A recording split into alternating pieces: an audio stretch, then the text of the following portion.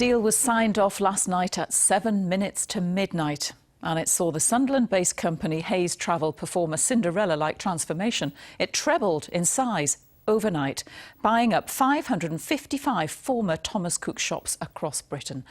It hopes to save up to 2,500 jobs. And the company, set up nearly 40 years ago, has now more than doubled its workforce. Hayes won't say how much it paid to complete the deal, but we'll talk live to the power couple, it's more than fair to say that, behind the empire in just a moment. But with tonight's first report, here's Stuart Wincup.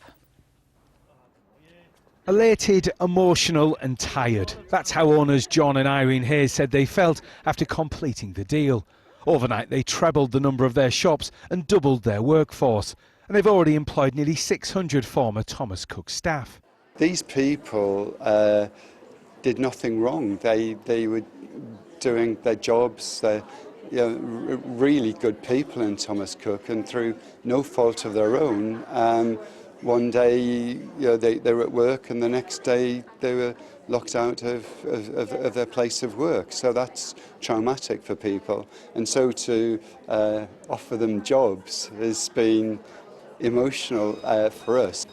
A lot of them have cried when we've offered them jobs, and so it's really emotional. Thomas Cook's shops will be branded under the Hayes name, and although the company said it was difficult to give cast iron guarantees about every shop, it's looking to save up to 2,500 jobs. We are ex-Thomas Cook staff and worked in the same shop for 35 years in Alnwick, and it was an absolute shell shock moment when the company folded, and then having 2 weeks of unknown uncertainty and then this to happen has just been absolutely unbelievable. At one point we felt like, what do we do? Where do we go? I mean, I'm 17-year service, some of the girls are 20-year plus. What do you do? It's a life, it's a bereavement, and John has just been absolutely incredible. And the news this morning, my God, we are all literally like, oh my God, what's happening? And tears and just joy. But how can Hayes succeed where the world's oldest travel firm failed? As an independent agent, Hayes says it's not tied to one set operator for its holidays. It also says Thomas Cook shops used to compete with its own online teams for customers. It used to view the internet as the enemy. But here the company says 2/3 of customers that walk through the door have viewed the deals on its website first.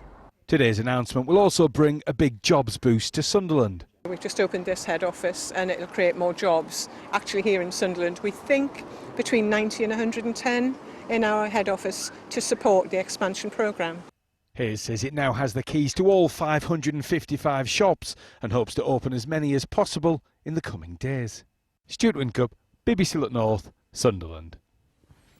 Well, Hayes Travel has grown from a very modest start indeed. John Hayes started it all behind his mum's clothes shop in Seaham back in 1980. But from that single store, the firm's grown into a company with £1 billion turnover. Our news correspondent Mark Denton has been looking at the Hayes Travel story. He's an award-winning businessman, but today John Hayes took his most ambitious step to date. From the wreckage of Thomas Cook, saving over 2,000 jobs, nearly tripling the number of his travel shops. But those shops started with just one in Seaham 39 years ago. A year ago, he took Look North back to where it all started. But this is where the travel agency first started, way back in 1980. Now, the firm actually grew slowly during its first few years. After that first shop opened in Seaham in 1980, it took another 2 years before the second opened in Sunderland. And by 1987, the company still had only 7 shops across the northeast. But after that, it passed a succession of milestones. In 2007, hitting £300 million turnover. 5 years later, that had increased to £500 million, and last year the champagne corks were popping again as it passed the £1 billion mark. Alongside his business, John Hayes found time to be Sunderland's vice-chairman during Niall Quinn's time at the club. Thomas Cook's fall has been partly put down to it not embracing holidaymakers booking online. For John Hayes, that online market has been key. People live on Facebook, they live on the web. It's what people do in 2018. So if you embrace social media and then combine that with good service, I'm really optimistic about the high street. So can Hayes succeed where Thomas Cook didn't? They're much more nimble in terms of their setup. They've got a lower asset base, which allows them to be agile. They've been in business for about 40 years. They absolutely know what they're doing. This isn't like a venture capitalist coming in, buying it up and trying to sort it out and turn it around. But questions will still linger over whether this very successful firm can adapt to being a new giant in the travel industry. But as he's done throughout his career, John Hayes has seen an opportunity and taken it. Mark Denton, BBC Look North. Well, I'm delighted to say joining me from Sunderland are the Hayes travel owners, John and Irene Hayes. Guys, congratulations.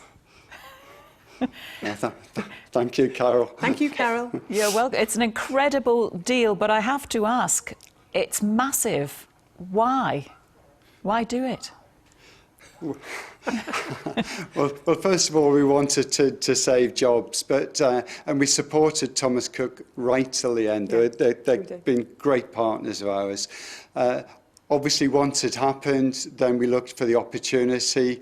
We started looking at branches in various places: Scotland, Northern Ireland, Wales, and the South East. And then we decided, well, let's just go for it. Let's just go for the whole country. But you've trebled your size overnight. Are you confident you've got all the infrastructure in place to deal with it? Because you've hit the ground running with it, haven't you? Yeah, absolutely. And not only did we have to do the due diligence, Carol, but travel is really a heavily regulated industry, and it's the Civil Aviation Authority who had to have a good look at the numbers as well. But I don't know whether you remember, but we doubled in size 6 years ago on exactly the same day, so it's a 6-year itch, obviously. And at that time, people were asking exactly the same question you've just asked, which is, can we cope? But we did an inordinate amount of work. And then, obviously, we got some full information from the liquidator and went through it all with a fine-tooth comb, made an offer, and obviously at 7 minutes to midnight we did the deal. My goodness. And I know you've been talking straight away to former Thomas Cook staff. Yeah, we'd already recruited the area managers for Ireland, Scotland, Wales, East Anglia, and Kent and Essex. So they're with just thrills. They're bringing all of their managers who are bringing all of their teams. So we're well on the way. OK. Can I be rude? And this is a question that might just embarrass you, and I don't want to do that. But, John, you're 70. And heaven forbid, if this 6-year itch kicks in again, goodness knows what you're going to come up with. But you must have the energy of a 30-year-old to do this.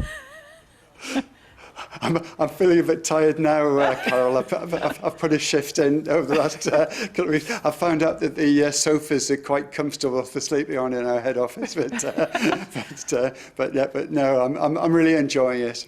Yeah, I'm sure you are, and I'm sure you're working absolutely flat out to make it work, guys. Many congratulations, and thanks so much for talking to us today.